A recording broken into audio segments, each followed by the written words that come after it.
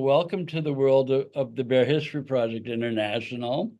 And it's great to finally meet you. Yeah. Yeah. From a young age, I always knew that I was different and that I was attracted to more males than female. I grew up in a family where your path was paved out for you and laid out for you, and what the expectation was for you as as a son of two really hardworking parents. Um, I always told each one of the kids that when they come into our house, it's a safe space and they can be whoever they want to be. They need to be uniquely them and, not to hide themselves when they're in our house.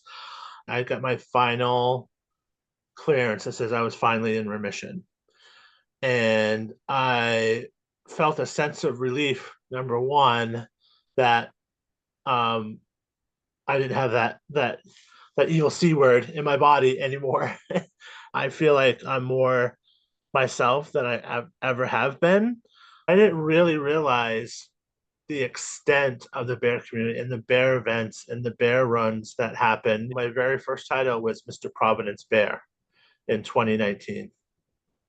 And that's where actually John proposed to me to marry him, was at the Providence Eagle in December of 2019. Here I am, just newly out a year, and it was fun. I've always been in front of people all my life. We need to make sure that we're being kind to one another so that we can help that common purpose of being accepted in the mainstream.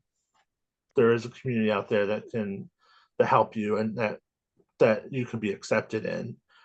If you could see the picture of when they announced the winner, that will show you how shocked I was that I won.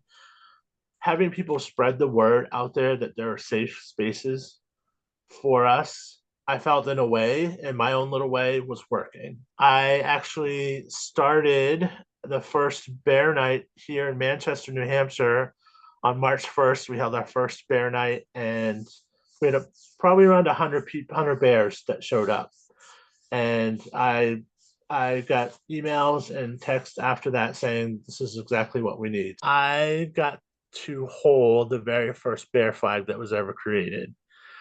And just learning the history about where it was created, why it was created, and how that this subculture of the bear was really the forefront of starting diversity and inclusion. No matter, the color of your fur, you are, however you're considered a bear, you are there. And just learning about, who started it. I know that, like any community has its ups and downs, but I think we're heading in the right direction. We're there. We just need to start communicating more. I just think that we're in a mix of change in the community. I'm proud of the bear community, and it's evolving. It's getting there. We have work to do in certain places, but it's certainly on the right track.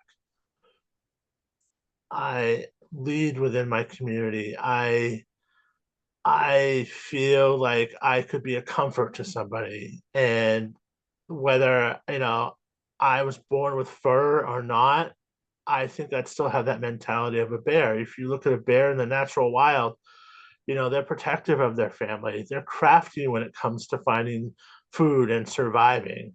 They like to have fun. We need to have some opportunity for people to have chosen families, and that's what I believe the bear community can do for a lot of people out there. Wow. I love having conversations, just even in, just I've sat in coffee shops and bars and restaurants and sat there for hours just talking to people. No. Because we are trying to develop ourselves kind of as a communications network at Crossroads. So it's a great place to also build community.